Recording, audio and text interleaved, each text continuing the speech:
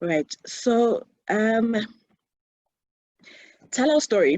I've had the privilege of actually reviewing this book before. I am now delighted to host a discussion on the launch of the story. And what it is that it's kind of is set against the media backdrop in South Africa, but also globally. And what it talks about really is the importance of having a multiplicity of voices that are able to come up through reporting, and that journalists need to be aware of, not being suppressive of these voices or overshadowing the voices as a result of their own kind of agendaed narratives that they are pursuing. So what the book, in my opinion, advocates for is that voices should be allowed, they should not be suppressed. But, I think one of the things about the media that we should be aware of, kind of going into this discussion, is that the media obviously has a very important role to play in society. And of course, the role is quite a powerful one, and with great power comes great responsibility. So it's important that this is exercised with the requisite responsibility. It's also important that us in the media don't centralize ourselves in the stories that we report on, because, as I had said, this then ends up elevating one voice to be more important than the other one, and in that we create an incomplete story, which is not what we're looking to do. I think it's also important that we reflect on the kinds of roles that we play as media that could potentially be destructive and detrimental. And in this kind of regard, I'd like to make the example of the Bell Passenger incident, which obviously led to political destabilization in the country and how that played out.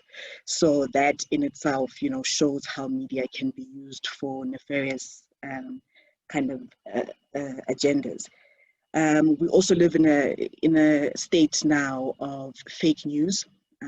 People are never quite sure whether the news is real, whether the news is manufactured, and that in itself sows a lot of discord, and that has contributed to a lot of critical backlash at the media, with people being also quite suspicious of the media. So it's also important that even as we consume what is in the media, that you do that with a grain of salt, but also put the information that's coming to you through its rigors, and corroborate the information that's coming into, so that you're not just kind of taking information that may not be what is correct. So I think just with those opening remarks, I'd like to hand over to Dale, Julie, and Nontle, who are just gonna, talk us through a little bit of the background of the book from the various perspectives of civil society and obviously communications, and just kind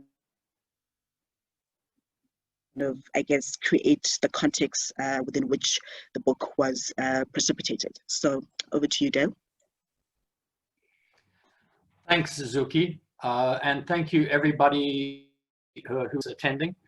We very much appreciate you taking the time to come and join us here for this book. I'm going to speak to most of the work that I did for this book particularly, which was concentrating on the three different communities where we did our case studies and our field work and the interviews that form the basis of the material that we then compared to the media coverage, and also did quite a bit of the political economy side of things as well. So I'm going to speak a little bit to that in just summary terms, and I think highlight some of the key things that are contained here, and then hand it over to Julie to deal with the other remaining aspects of the book.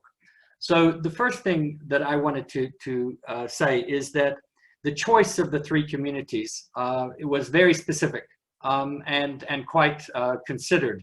You're wondering, well, I mean, how do we come about looking at Glebelands, which of course is the largest hostel complex in the country, which is in South Durban, Xolobeni and Amadiba, which is on the Wild Coast, in Pondoland in Eastern Cape, And then Tembelitle, which is of course a settlement and a community just south of Johannesburg, right next to Lenasia and Soweto. And these three were chosen because they, each of them, as I mentioned in the book on page 33, is that each of them, and I'm quoting here, capture a representational cross-section of struggle stories from poor communities in both rural and urban post-1994 South Africa. So taken together, they can provide a critical counter-narrative to that of the dominant media, which we'll talk about, and oftentimes that of government as well. They can assist in revealing ways in which the developmental experiences of these communities and struggles have engaged and emerged in the post-1994 period. And further, they can go some way to explaining and understanding the exigencies of power and inequality that have characterized South Africa's broader democratic journey.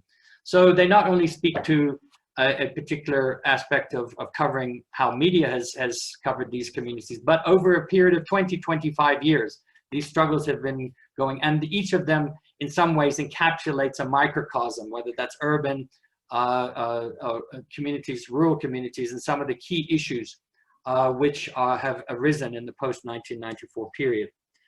And then what we did was we, as you can see, if you've gone through the book, or you hopefully will, and we want you to obviously get it in one form or another, is the ways in which we organized and tried to tell these stories, and for people who we were interviewing and their words, was a very specific, we chose 8 particular things to concentrate on. And again, they're certainly not everything that we could have included, but they allowed us to organize these stories in a way that I think covered each of these key areas. And those were the personal side, which we felt was very important because it's often completely ignored in the larger scheme of things in terms of how the personal stories come through.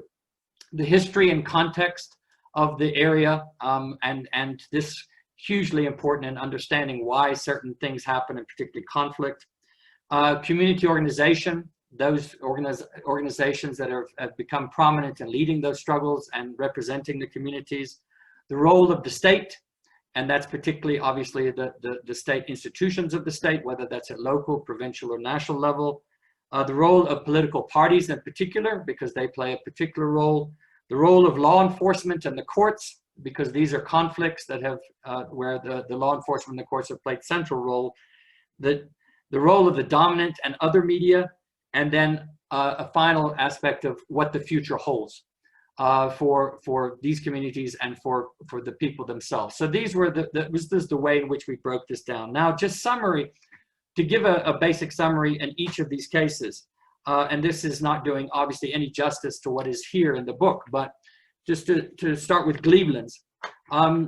If there is any example or a representation of a community, and by the way, Glebelands is a sizable community. There are estimated 22,000 people that live in the Glebelands hostel complex, and that doesn't include others who are there on a more temporary basis. But the history there of the combination of conflict, killings, particularly over 120 now by the latest count, if probably more, the corruption, the maladministration, all of the different kinds of problems that we've had, and including obviously issues of the legacies of migrant labor and of rural-urban tensions and these kinds of things. Glebelands is that microcosm, and it's quite a story in and of itself, not simply in terms of the representation of the conflict, but the stories of people. And I think you'll find in this particular case, I wanted just to read one quote, which I thought just gave a reality of the life in Glebelands and sort of captured things quite substantially, which was coming from not all of the interviewees in Glebelands decided to remain anonymous because essentially they were fearful for their lives, which they have every reason to be in that context. I'm just going to quote this. There are so many children here who drop out from school. The trauma that people have is worse than you can think. There are so many people who have died here because of the stress that they had. And no one is prepared to come to you to counsel you, nobody. Each and every time you take a step, you think about death.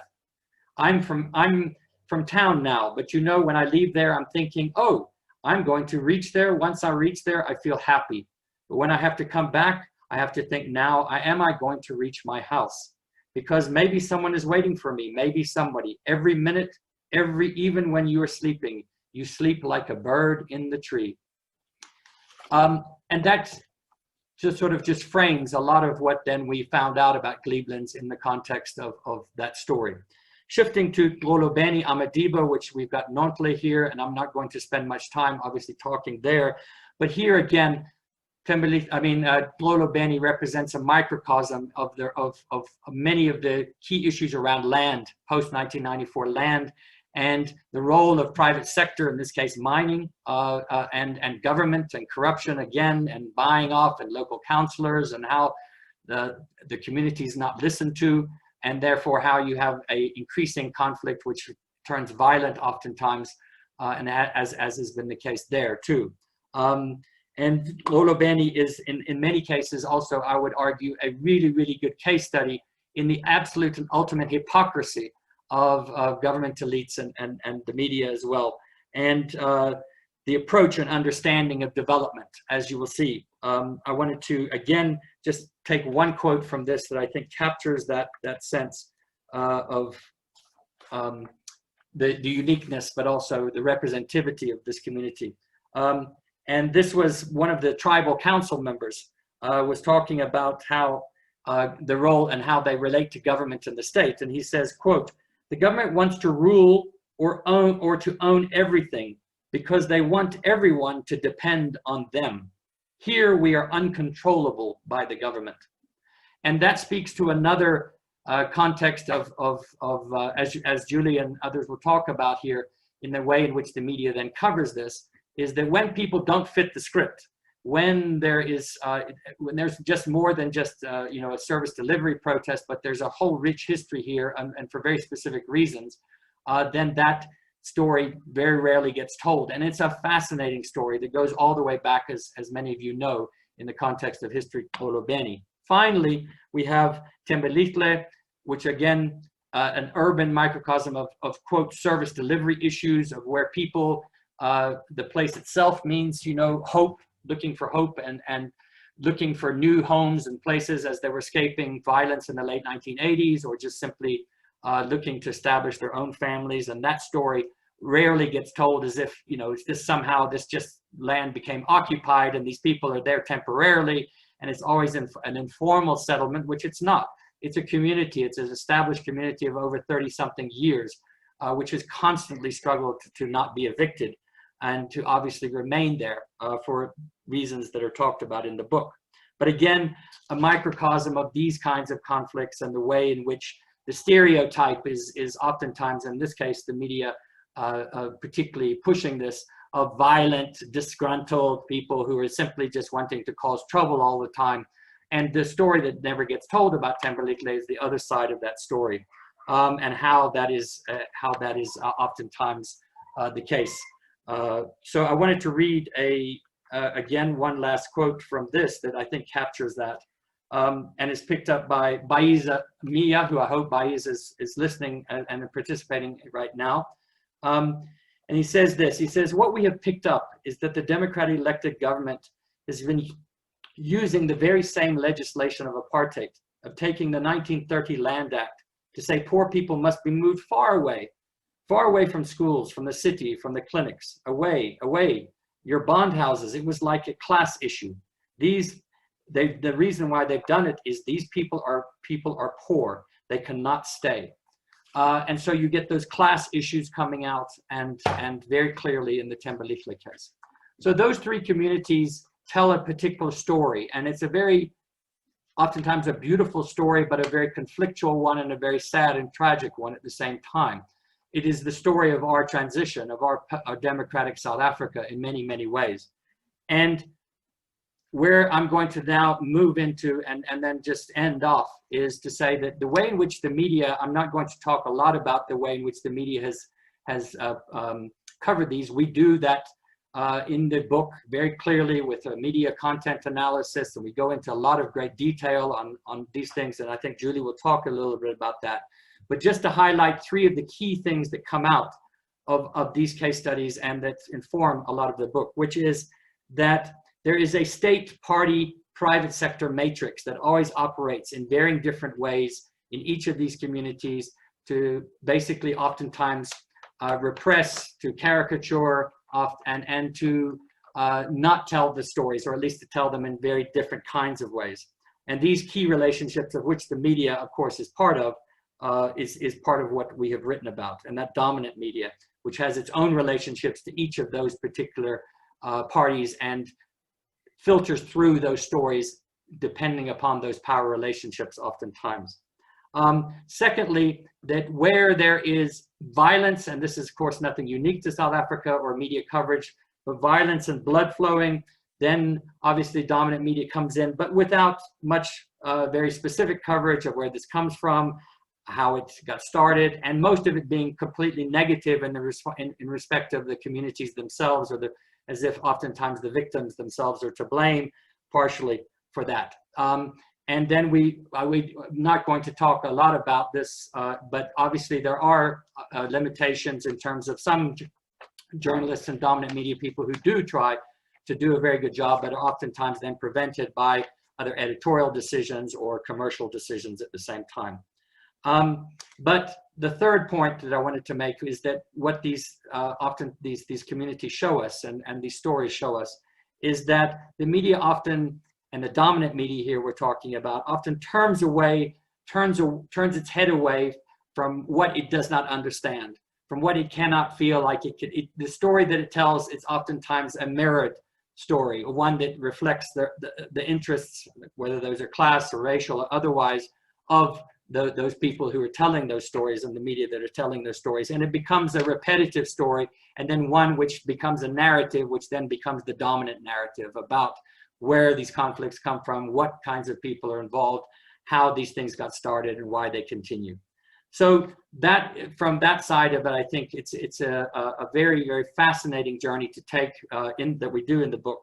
And I'm not going to, and I don't have the time to go into the political economy, but I would urge you to, that's looking at some of the bigger pictures of our transition and some of the dominant power relations there, and particularly in the context of the class and racial realities of South Africa. So I'll stop there. I think I've taken up my time. I hope I haven't gone too far over, Zuki, and then I'll hand over to you, back to you, or to Julie. Thank you. Okay, great, thank you. I think that Dale gave us a very good summary of the overall aims of the book, but I just wanted to highlight that the story doesn't stop there. Because, you know, what we found in terms of the way that the media treats stories of working class communities, grassroots, marginalized communities in South Africa, at the moment, the story and the findings that we present in the book actually are quite depressing. But luckily, if you follow the journey that we took through the book, it doesn't stop there. And I think that we can end all of this on a positive note. So just to give you a summary of my contribution to the book, about the first half of the book is dedicated to the stories that we collected from community members who lived in the three communities that Dale spoke about, Thembelihle, Glebelands, and Kolobeni. And we felt that that was important, that those stories get told, because these are exactly the same stories that are often not told, and not told in any detail, with enough dignity and respect by our country's mainstream and dominant news media. So we knew that we had to collect those stories and retell those stories, but after we did that, we conducted, as Dale said, a full-scale media content analysis, because what we wanted to do was compare the way in which the stories of a community were told to by us, by the people who actually lived there, and people who were first-hand witnesses to events that had happened there, and then the way in which those same events had been described by the news media. And our results were not surprising. We found that there was a huge gap in between these two versions of events. So just a quick explanation of how we went about putting our findings together. The first thing that we did was a type of quantitative analysis, and in that we were very much informed by Jane Duncan's research, and I know that Jane is on this call, that she presented in her analysis of the Marikana massacre and the news media's coverage of that, and also in her book Protest Nation. And what we did there was we literally counted up the number of times that the media had consulted different categories of voices to gain the information that they needed to compile a news story about these different communities. So that would be like the voices, official voices, or the voices of officialdom.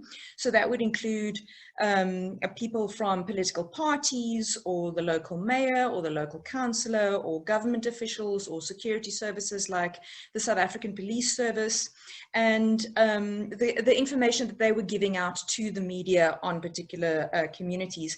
And then we compared that to the number of times that newspapers or news journalists had sought information from community members themselves, from first-hand eyewitnesses or people who were directly impacted by the events that was being reported on in the news media. And obviously, unsurprisingly, there was a major disparity, and we found that community members were consulted by journalists in the smallest minority of instances, whereas official voices were consulted in the majority of cases in news reporting. But we took that a step further with a more qualitative analysis in which we tried to look at the character of the information that was being drawn from these different sources. And that's where things got even worse, actually, because we found that the official sources that I mentioned earlier, they were often given a lot more airtime.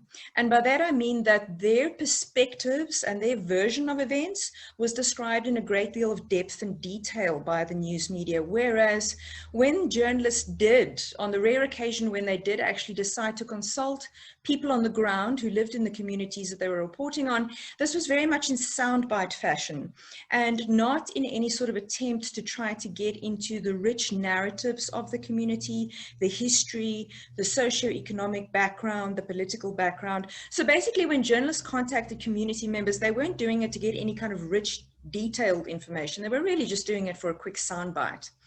And so just in summary, you know, what we try to do in the book, the book does three main things, and it has three main goals. That first goal was it demonstrates or sort of proves how the media gets things wrong when it comes to grassroots or working class voices. And we do that through empirical evidence and data. Now, I don't have the time here to go into all of the statistics and the facts and the figures. There's a lot of key variables and it all gets very complex. It's all in the book, but our data is there. And we knew that we had to put together that empirical evidence because if we didn't, then our critiques of the media would just come off as a whole lot of unsubstantiated whining and complaining. So we didn't want to do that. We back up our critique of the media with empirical evidence, and that was important to us. The second thing that we wanted to do is the book, and an aim of the book is that it's a demonstration of how things can be done better. And we knew that we also had to perform that demonstration ourselves, which means that Dale and I did travel to these communities. We did in-depth interviews with community members. We tried to get into the nitty-gritty details of what was going on in those communities. And we knew we had to do that kind of an approach because we didn't want journalists to be able to read this book after publication and say to us, well, you know, it's all fair and well for you to complain about the way we do things, but what you're asking to do is easier said than done. We did it ourselves, and we showed that it is doable, and it is infinitely doable, and it can be done. And then the third aim of the book, and this is where I take a more positive spin, is that we wanted to discuss how things can be done better. So we don't want, as a way forward, we don't want this book just to be a long list of complaints and just to be a diatribe of how the media gets things wrong. We also wanted to offer a list of practical solutions. So in the third part of the book, that's exactly what we do. because we'd very much like for the book to contribute towards building a mainstream media landscape that is more inclusive and that does more respectfully and accurately represents the interests and the concerns of all members of our society and not just an elite few. So just very briefly, some of these practical suggestions and solutions that we've discussed include things like the very hot topic of media diversity and how the inclusion of more voices in news media reporting can obviously raise the diversity of media content in the media, but also, and even, I know this was raised a lot of eyebrows in the journalism sector, but it also stands to secure and nurture the financial sustainability of the media sector, which we all know is in a place of peril at the moment.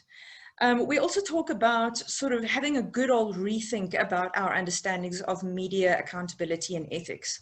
Now, we're quite lucky in South Africa that we have got very good accountability bodies that monitor ethics in the media, like the BCCSA and the Press Council.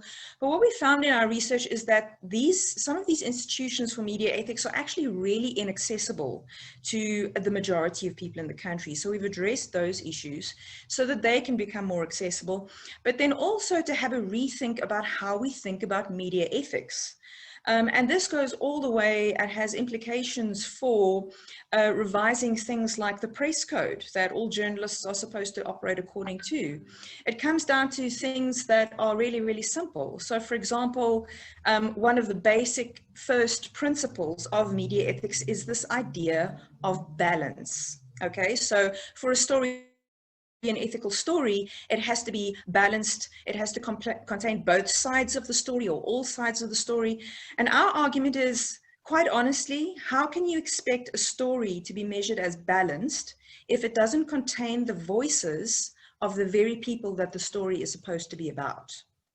So when you started thinking about it that way, you start realizing, well, the implications are quite huge, because what it really means is that the largest majority of journalism in South Africa is unethical. And so that has massive implications.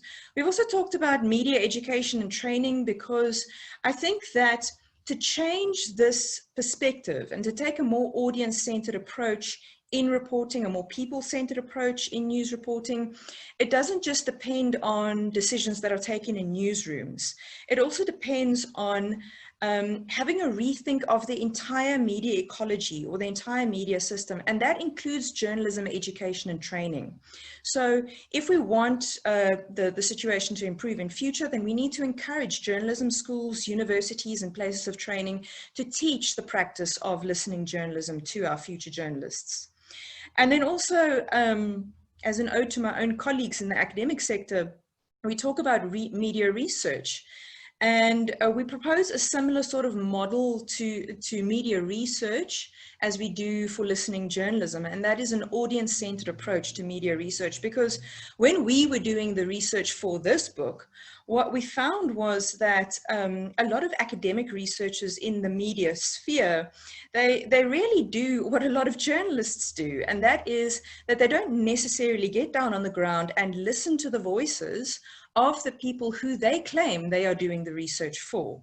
So we've covered media research as well. And then just lastly, we also provide a practical list of guidelines for journalists. So while I know it's a long-term project to transform the media sphere, overall, there are practical things that journalists in our country can do from this very moment onwards. So we've given guidelines on, for example, how to conduct interviews, how to do an audit of your own media content, looking for the voices that are overrepresented in your own content, and then seeking out the voices that are underrepresented. Looking for the people that are most directly impacted by the news reports or the news story that you're reporting on, and getting their voices into the news. So basically, just in conclusion, my main contribution here is that we didn't just want to write a book about how the media gets things wrong and how the media doesn't tell people's stories properly. We also wanted to offer this list of suggested ways in which things can be improved, because in the end, we'd very much like it if the book could make a positive contribution and help surface the voices and the stories of our majority more broadly, because we feel that those are the stories that deserve to be heard. So that's my contribution for now. I think we can jump over to Nonhle, and I'll sign off from here.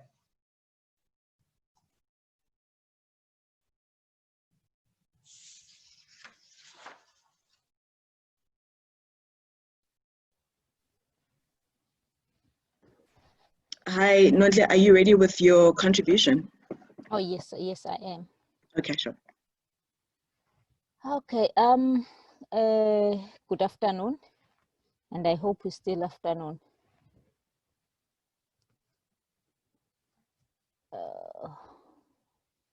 Do you hear me? Hello? Yes, we can hear you. Okay, yeah, because my signal is very bad today. I don't know what's went wrong. Okay, I'll let you know if you drop off. Yeah, I don't know if when I put the video, it's going to be more worse. Okay. Maybe let me try. Okay. Okay. Yeah, first of all, thank you so much for inviting me here about this book.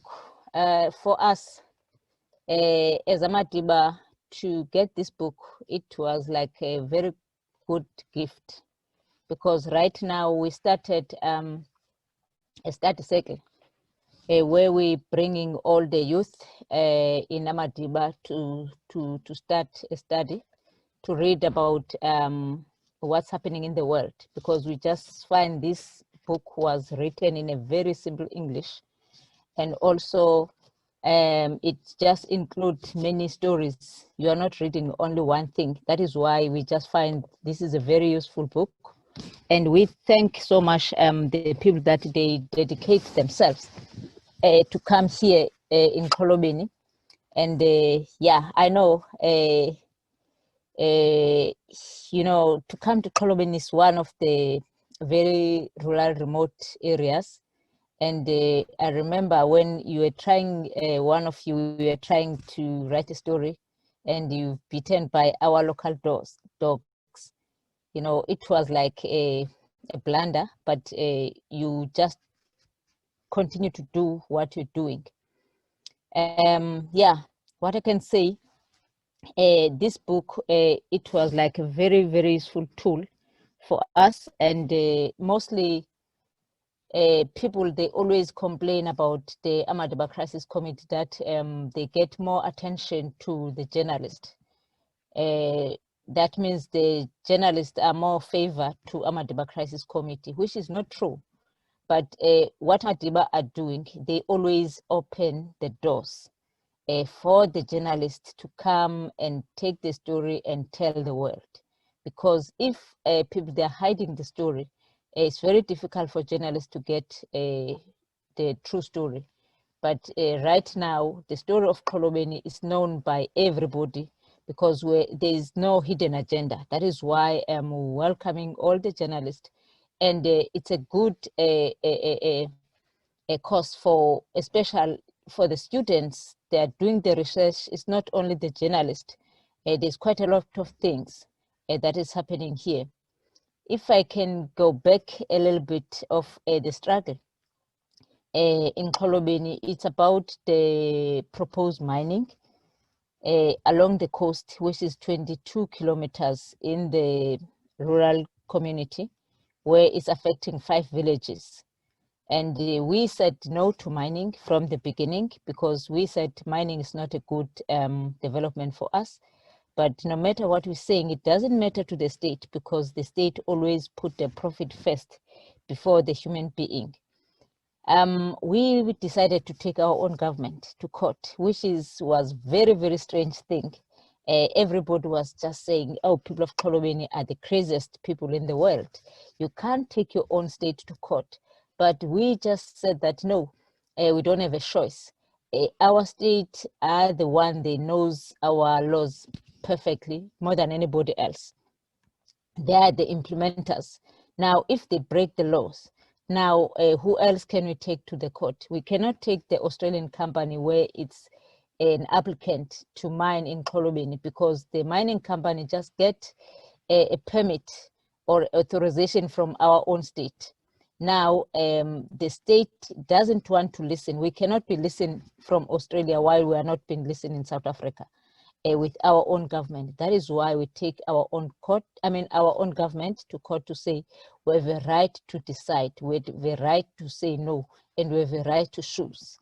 And in 2018, we won a court judgment in 2018 November.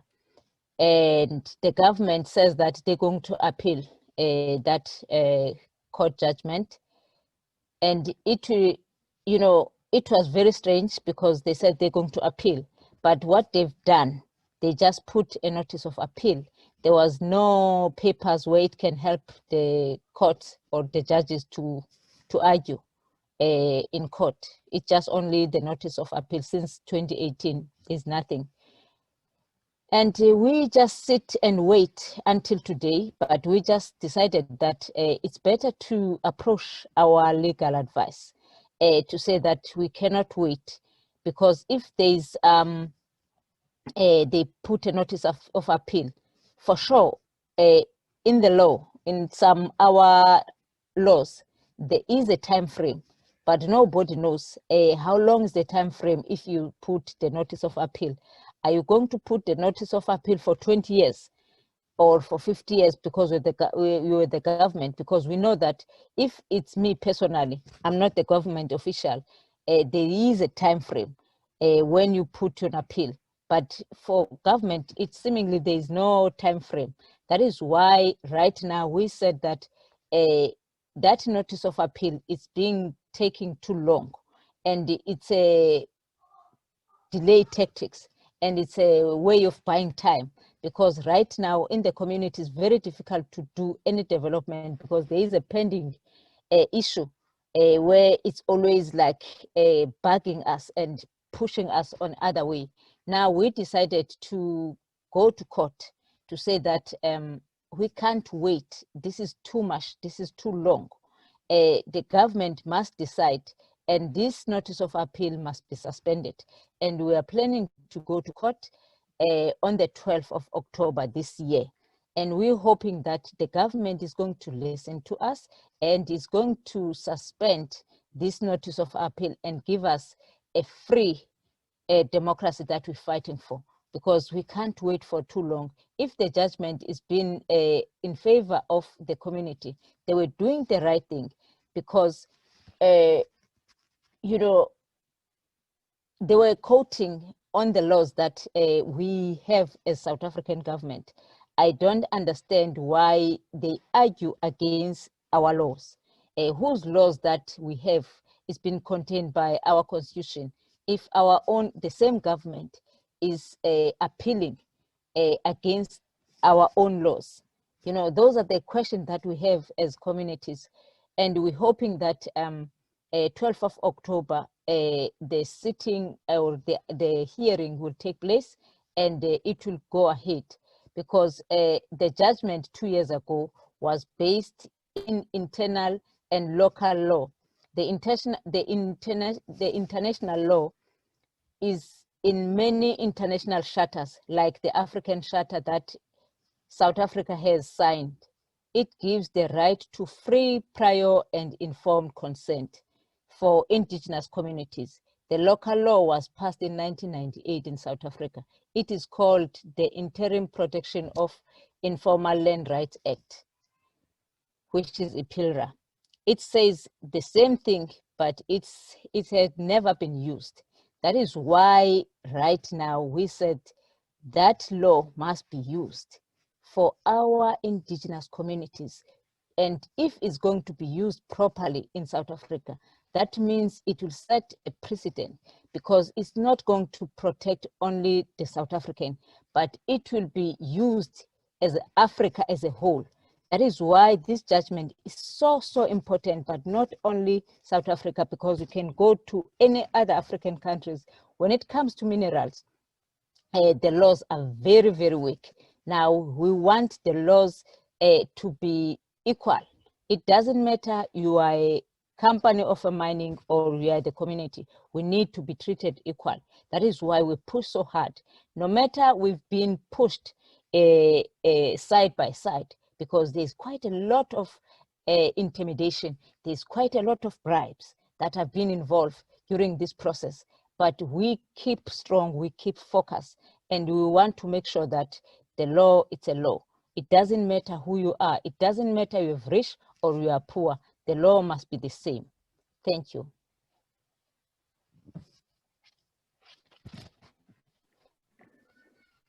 Thanks for that, Nonhle. I think we can just get straight into the discussion element of this. And also, just as we're having this discussion, if people can also just post in the chat box any questions or comments that they might have, and then we will get to that towards the end of our session. But I think for me, the question that I'd like to bring up now, just in terms of what we've been discussing and the premise of the book, which is about people's voices, is that, you know, are ordinary people's stories important? Is there a general acceptance that ordinary people's stories and experiences are not important, and that's why, you know, there isn't much focus that's kind of allotted to them, unless it's kind of sensationalized or contrived in terms of the violence, you know, that Dale kind of referred to earlier in Cleveland, and, you know, bloodshed, and that's only when people get interested. You know, is this an assertion by the media that people's voices are not important? But also, as I asked that question, I think what has been very interesting about the Amadiba Crisis Committee is their ability to actually harness the media attention. But I suppose to a certain extent, we can possibly attribute it to the fact that, you know, there's big business and mining that's at risk here, and state interest, and that's why they've been able to capture the imagination of the media, and, you know, being able to sort of take their struggle forward, you know, taking it to court, and some of the victories that they've been able to achieve. And I wonder if, you know, that was part of kind of harnessing the power of the media and sustaining their interests. So I don't know if anybody would like to maybe kind of expand on this point that I'm bringing up.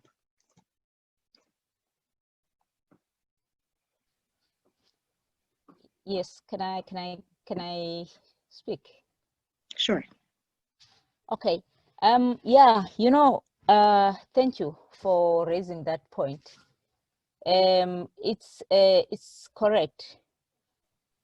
The more the journalism play a role in our communities, the more it puts the issues, the more it dig the roots causes on the ground, and it puts on the light. And that is why today the issue of Xolobeni, it's more on the hotspot. Everybody knows it's because of the media. Otherwise, if the journalism was not there, the Xolobeni was the one of the communities where the story was never been known by anybody, because Xolobeni, as I mentioned that earlier, Xolobeni is one of the rural, remote areas. It's inaccessible in terms of the internet, the communication. But in order to get the story in Xolobeni, you need to go there. In order for Xolobeni to be known, you need to go there.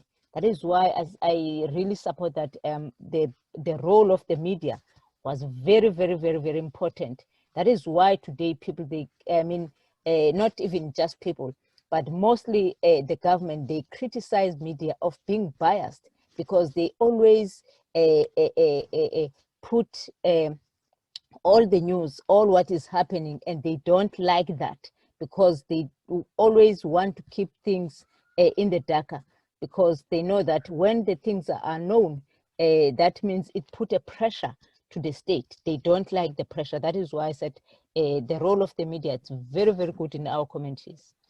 Thank you. Thanks, Nonhle.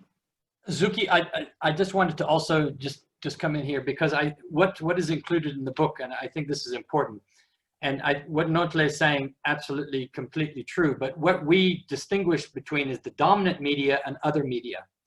And what we found in Globeni is that the vast majority of in-depth stories were told by other media. In other words, community media, people like from Groundwork, some from Daily Maverick, and others, which would be considered not to necessarily be part of the dominant media per se, that gave a lot of time and effort. And then that went around in a lot of civil society organizations and internationally and otherwise. But if we looked at the content of most of the dominant media, as it was within Glebelands, it only came much, much later. And it only revolved when there was an assassination, when there was violence, generally speaking. So I think it is important for in terms of the book, and as well as it to make that distinction between the other media that oftentimes does much better in-depth reporting. And this responds to a question that has been asked, I think also in the context of the Q&A. Raymond asked it, which was, is this what we're talking about just a consequence of lazy journalism? And new technologies, easy to get on to the WhatsApp, as well as obviously the limitations of journalists' time and money and so forth. And while these are certainly considerations, what we did find was that when journalists, and actually including those that come from outfits that have very little money, much less than the dominant media does, very little time, when they actually spent the time, talked, and actually went and did the necessary work as a commitment, then those stories were told in a much more in-depth and much more serious and respectful way. So I think that, yes, while those are contributing things, it certainly doesn't, one cannot just fob it off and say, well, you know, if the dominant media had, if things were like they were 20, 30 years ago in the newsroom, and we had a bit better committed journalists, we would have better stories. I think there is a fundamental structural issue here with regards to the way in which the dominant media sees the particular kinds of communities, particularly poorer kinds of communities and others. One of the respondents said it well, which is, which we include, which is that if you are not seen, you are not heard, and vice versa. And the only way to do that oftentimes in South Africa is to basically bring the gaze to you. In other words, and that is another element to that. So I think that that's a very interesting discussion to have. And just let me say, sorry, and in relation to there are other questions, I'm not sure we're going to be able to answer all of them, but I see that there's one hand up as well. Thank you. Thanks, Dale. Julie, would you like to also add? Well, I don't want to add if there's a participant that has their hand up that would like to ask a question. Okay.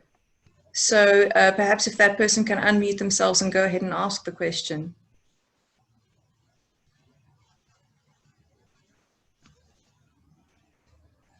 Okay, well, until they do that, let me just jump in.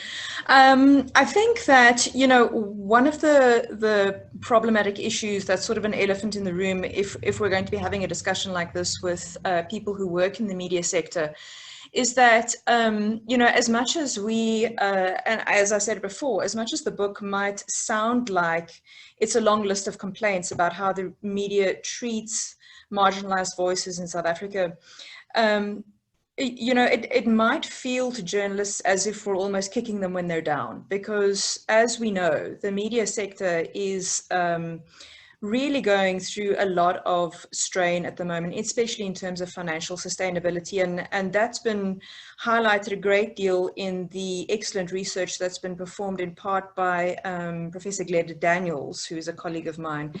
And it's really worrying, it's really concerning that the South African media is so incredibly under-resourced. We're seeing major job losses in newsrooms all over the country. And so the question then becomes, how can we expect the media to do the kind of work that we're asking it to do when the whole sector is under such terrible strain and struggling to survive? And I think that that is a fair question, and it's a good question.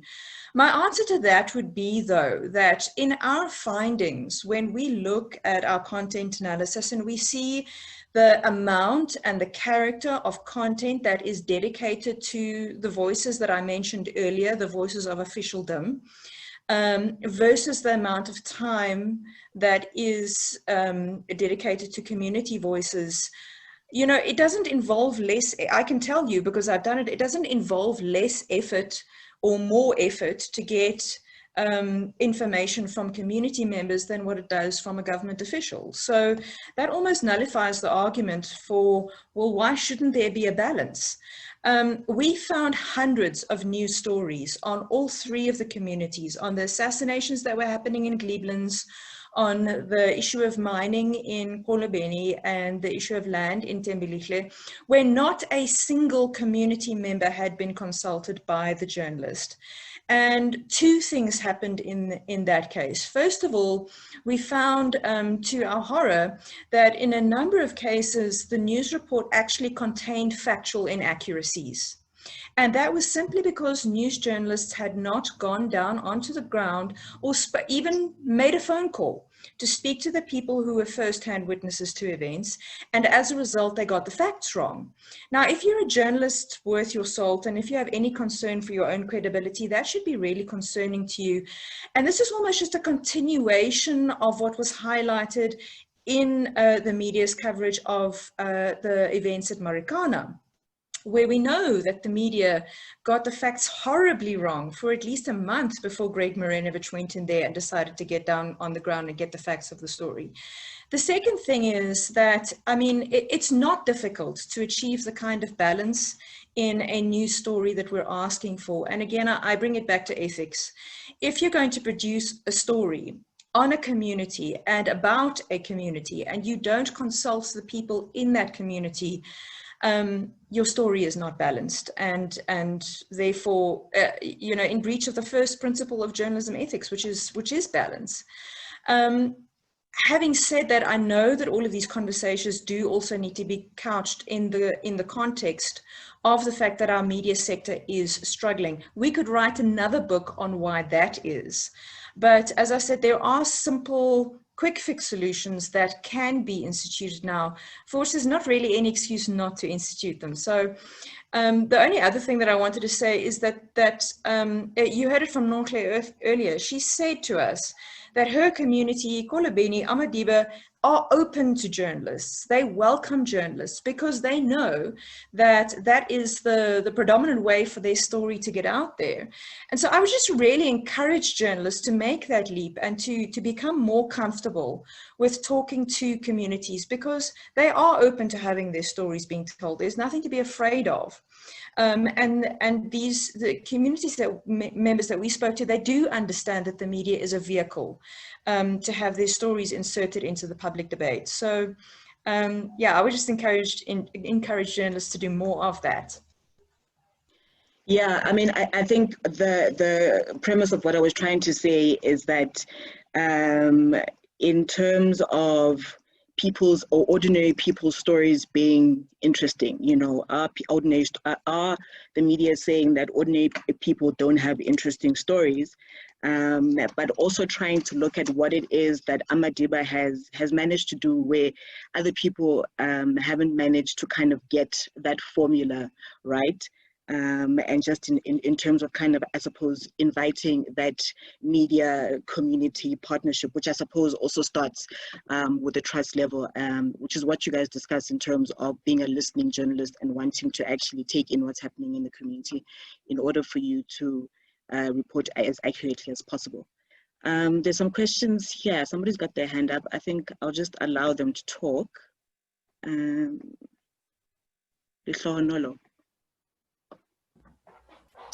Hi, thank you so much, Zukiswa, and congratulations to the writers of the new book. It's really refreshing to see that, you know, new books are coming that seek to question the status quo. In terms of the, you know, sort of the last part, or rather one of the key things that the book wanted to give us is the practicalities of how to go about, you know, gathering news. And education was mentioned, but, you know, in my view, that is really the key, because it should be a whole new approach at the journalism schools about what is the meaning of news, the definition of news itself. I think it's something that we should interrogate. you know, and also the financial sustainability. I mean, you can have an entry-level journalist trying to get a story on the ground, as the writers suggest, but you find that there becomes a ceiling in the newsroom, you know, where editors, you know, can refuse the story or something like that. So I think the whole approach to journalism should be interrogated, and a new curriculum to be introduced. And for me, really, mainstream media, my definition is that it's bourgeois media, you know, and their agenda is basically not to, you know, have those grassroots voices until we do something fundamentally from the foundations, you know, of media education in this country. Thank you so much. Thanks for that, Lihlohonolo. I don't know if anybody wants to respond to that, Julie or Dale, to what Lihlohonolo said. Zuki, can I suggest that we take the other questions first and then we can answer in a group? All right, sure. We have a question from Leonard.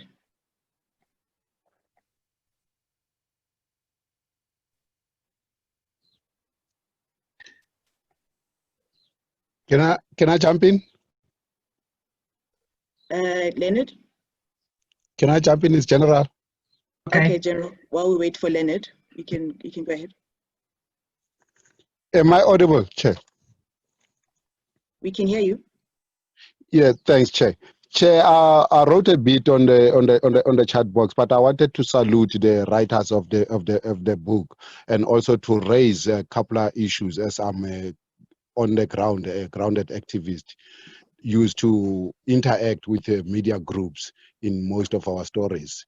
But what Comrade Julie also highlighted in the first, I think she was spot on. I think in their research about the follow-ups in terms of the community stories, where you found out some of the media groups in what Comrade Dale described as dominant media. You find that they all come to communities and ask all those kind of questions, or do those interviews, or take the stories, and promise you that they will contact you before the story comes out, or some of them promise that they will get the story from the other side of the authorities if your stories are around reporting matter around authorities.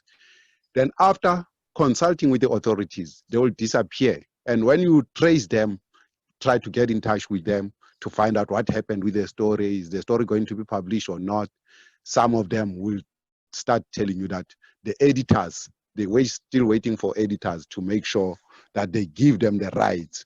So our confusion as communities is around the rights. Who gives the rights of the story to be published? Like, where the journalist will run after a story for a week or two and making sure that got the story correct with all the facts.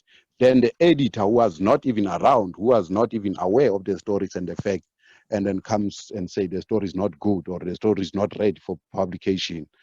And that's where the tricky part comes in, and the frustration of communities sometimes with some of those dominant media. So, but anyway, I think the inputs or the contributions in the book, I think it's great, and it's spot on in terms of how the media treats some of those community stories as not relevant stories until they spark some kind of violence, so that they will start to twist and nullify those stories by saying those were violent, were unorganized, a group of communities, but not getting into deeper details into how those manifested in terms of how those boiled up to be such a disruptive protest or whatever actions. Thanks, Chair. Okay. All right, thanks so much, General. So I'm going to take one more question from Leonard, and then after Leonard, I also have an input that I'd like to make, and then I think Julie, Dale, and Nonhle can respond from there on. So Leonard? Hi.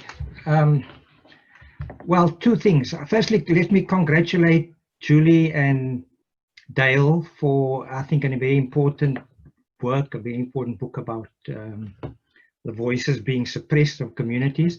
But I have two points or two questions. The one is that I think even in the mainstream media, sometimes there is an acceptance that you must do so-called community journalism. But in a way, it ghettoizes communities. It makes it appear as if those are issues of less importance than so-called national, economic, and international issues. And yet communities also have perspectives and opinions on the economy, on international issues, etc. So isn't there a bigger, more institutional challenge of all forms of media to reflect on different dissenting voices on the budget, on the economy, on the pandemic, etc., so that we don't also ghettoize communities into only reflecting on local issues and they don't impact on public opinion on the so-called big issues confronting the country as a whole. We need to find forms of journalism and journalism training and community journalism that also brings voices of ordinary working class people into the public debate about the questions that are reserved for so-called experts and issues that are regarded as the domain of the elite. And then we really maybe have a challenge to traditional journalism. Thank you. Okay, thanks for that, Leonard. So I think I'll just make my input now and then I'll allow you guys to answer. There's a chapter in the book that there's a quote that I particularly liked, and I think I'd like to bring it up just to try and contextualize everything, but also have Dale and Julie unpack, what this quote actually means in the context of what we're talking about. So the name of the chapter is The Political Economy of Dominant Power and Storytelling. And the quote is by Marx and Engels, and it says, "The ideas of the ruling class are in every epoch of the ruling ideas. The class, which is the ruling material force of society, is at the same time its ruling intellectual force. The class which has the means of material production at its disposal has control at the same time over the means of mental production, so that thereby, generally speaking, the ideas of those who lack the means of mental production are subject to it." So I found that a very interesting quote, but also a nice way of kind of describing the political economy as it is. And I'd like for Dale, I suppose maybe you, because it was your chapter, to unpack that, but also for Julie and Nonhle to jump in as well.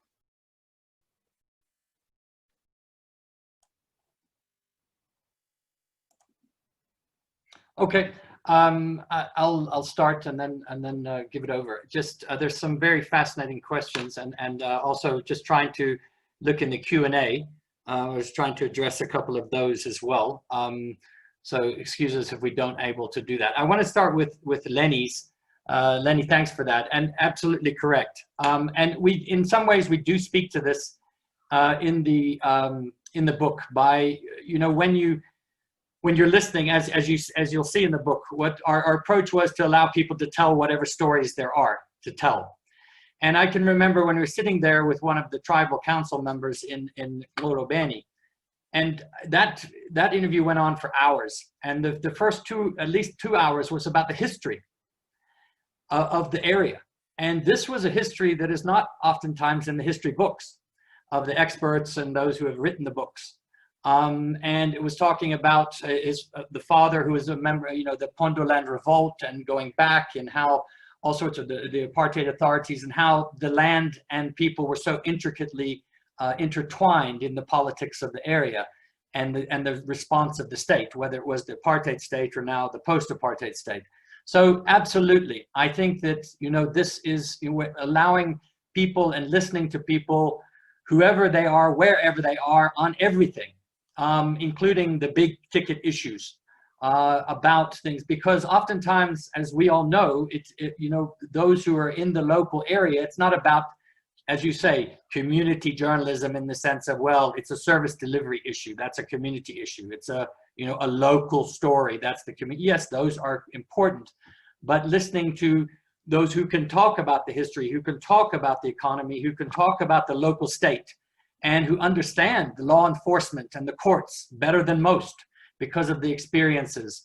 So I would agree with you completely that I think that this needs to be integrated a great deal more, and in terms of the way in which a journalism is practiced, as way as in which and academics as well, and researchers, and the way in which oftentimes the kinds of work that then gets produced is often so filtered through the voice of the expert that the voice of ordinary folks who in those communities, in those areas, gets subsumed or lost. So that was, I think, the first thing. On Zuki, your question directly, yes, that was my chapter. And what I tried to do in the first couple of pages after that quote is to sort of contextualize it or summarize it in real sort of very fundamental terms. Essentially, the notion of the dominant media is integrated with that dominant idea. So if you have a class, for example, in a capitalist society which dominates society, the capitalist class which dominates the economy of the society and tends to own pretty much most of the means of production, then you tend to have all of the other things that are byproducts of that ownership then also reflecting those dominant views. So the dominant ideas, because education then begins to reflect those that control the society, those that run it. The history then gets told by those dominant voices and through those dominant filters.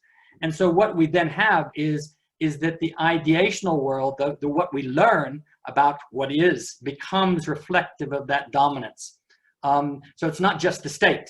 The state is one institutional form of that dominance. It is the entire societal dominance that then, and which the media is the dominant media is very much part of, because it is reflective of those views, of that defense of class privilege, of those particular racial prejudices, of those all sorts of other kinds of characteristics that we could apply, particularly in the South African context, but I think universally so.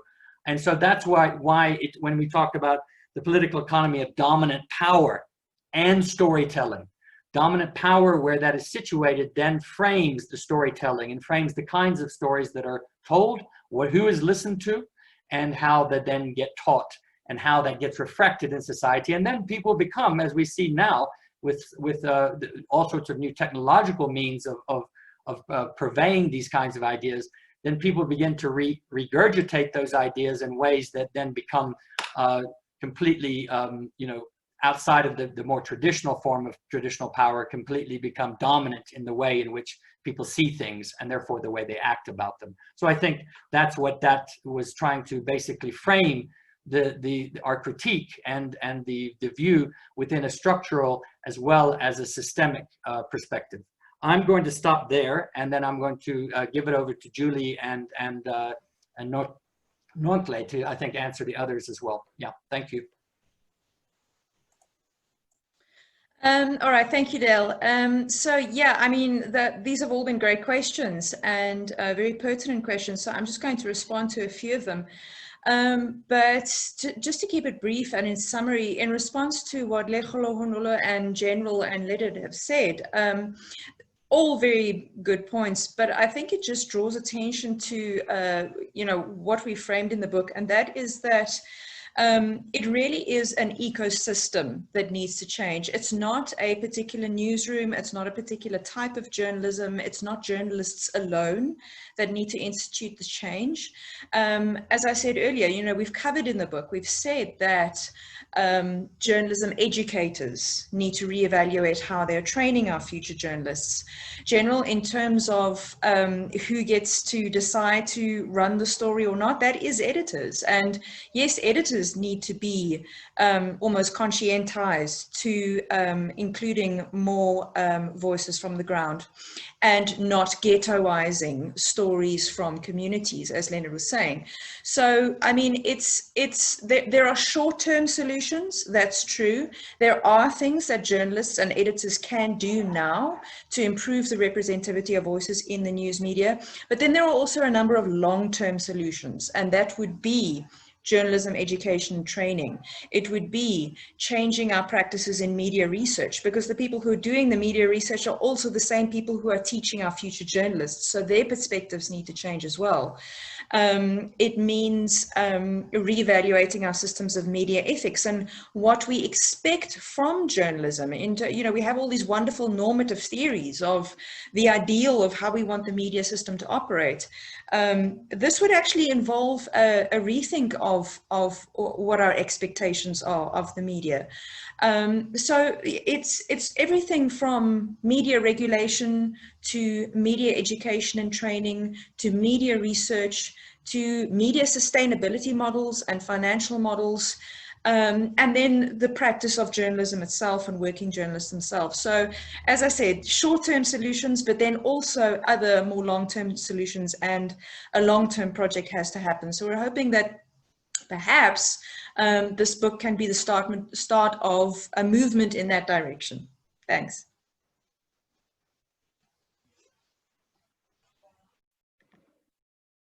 Thanks, Julie. Nonhle, is there anything that you would also like to add in terms of answering some of the questions that came up? I'm afraid we've lost Nonhle. Oh, okay. Well, I think her connection, left us. Yeah. Okay. All right. I think maybe we should look at wrapping up just in terms of time as well. But I think a number of interesting points have come up. And I think one of the things for me, what this discussion has highlighted in terms of the role of media, how it covers the stories that it covers and the resources it dedicates to them, is also a reflection of the inherently unequal society that, South Africa is in itself. And so there will obviously be issues of elevation over others. Key amongst them being, things that are of interest to the state and in terms of business.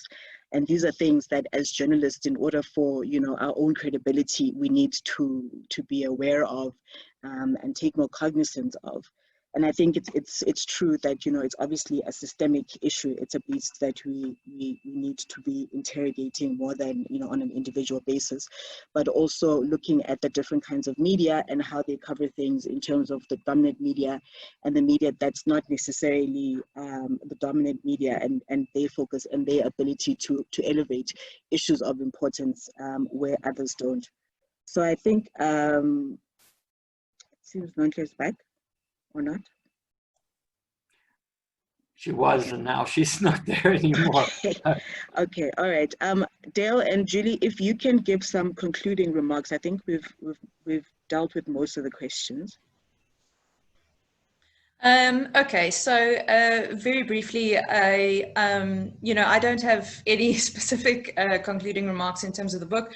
I would just like to thank all of the participants for attending. I know that this is a very strange format. We're all still getting used to the situation that COVID has brought to us. And it's not ideal to have to meet online like this, but I think the engagement has been fantastic. I know that there's a lot of questions in the comments that we haven't had time to answer, so please do feel free to contact us if you would like to engage us any further. And then before I hand over to Dale to sign off, I just want to say on a very personal note that I would like to say a big, huge word of thanks to all of the different members of the communities that we worked with. This book is about them, it is for them, and it could not have been possible without them. So we really feel in a very privileged position, Dale and I, to surface their stories and to tell their stories in the format that we have.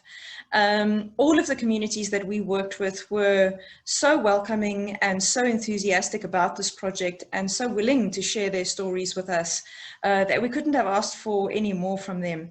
And I want to say a special thanks to Nonhle. I see that she's managed to jump back on. Nonhle, we know you're having connection issues if you can hear us.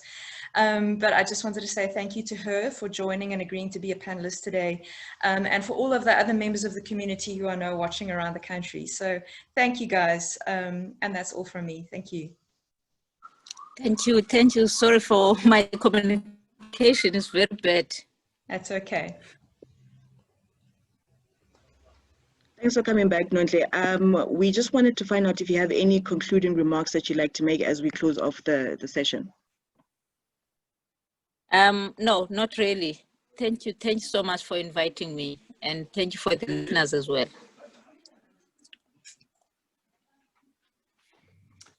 Okay, it leaves it to me to sort of wrap things up here. The first is just a couple of thank yous. First of all, as Julie's already covered, mostly, and first of all, to the communities and the people and individuals, the comrades we interviewed. It is greatly sad that no one from Cleveland has been able to join us. We tried very hard, but the circumstances there are just almost impossible. And not just simply on technological front, but as most of you who continue to follow politics in KZN, and particularly there in South Durban and eThekwini, that the situation remains very, very volatile, very, very threatening to a lot of people. And it's an outrage, actually, that people in this day and age completely here feel as though they cannot necessarily appear on public platforms with their names and talking freely, that they will be taken out, or that their families will be taken out, and something really bad will happen, as has been the case in Cleveland. So we just wanted to say as well to the Cleveland's community and the individuals and comrades, their strength, and also that we will continue as best as possible with many others to try to create as much support and solidarity, and to tell those stories through your own voices as possible. Then to also say thank you so much to Karina, who's the marketing person at Wits University Press, and for the team there in terms of the publication. Please, if you're able to purchase the book, please go do that. It is available on all the online platforms that Amazon and so forth. It's also available from Wits University Press. You can order it directly from the website, and otherwise. And yes, we understand that one of the difficulties these days is the commercialization process, where people cannot afford oftentimes what is necessary to read, or at least would be good to read. And so we will try our best, as we have with some of the communities that we dealt with, to try to get that book out as much as possible to as many people as possible, and not have cost be a problem in that context. So thanks to Wits University Press, and please do, if you are able, to purchase the book, or at least share a copy of it. I do think it will, you'll find it interesting, even if you will also find it controversial in certain aspects. Just my final, closing remarks on this is to say that for those of you who know me, I've been around the block a lot in the last 30, 40 years in terms of the activist and political circles. And all of and part of organizations, and part of being communications and media, and doing this project and writing this book, and I think saying has been hugely, hugely important in so many ways, because at the base of all of the struggles, at the base of all of the things that many of us do as activists, as journalists, as writers, as academics, and many other professions, where we're trying to contribute, where we're trying to make positive change, where we're trying to make common causes with different struggles. It's those voices, more than ever now. The voices of the right wing, the voices of reaction, the voices of intolerance, the voices of exclusivity, the voices of racism, the voices of xenophobia, all of these things are coming to the fore.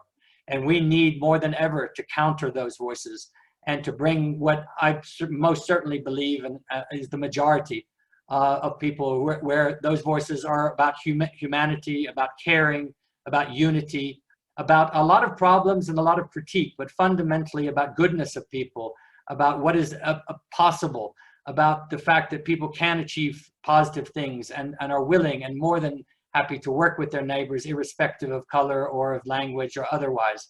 And I think those stories, we have a responsibility, all of us, in whatever position we find ourselves, to try to elevate those stories, tell them ourselves, as well as for others, as well as through others, in the context of countering what has become and what is a very difficult time for many right now. And to say strength to everybody, please be safe, and please go well.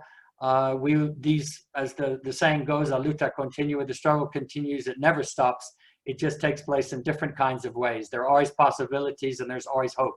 Thank you very much for listening and for attending.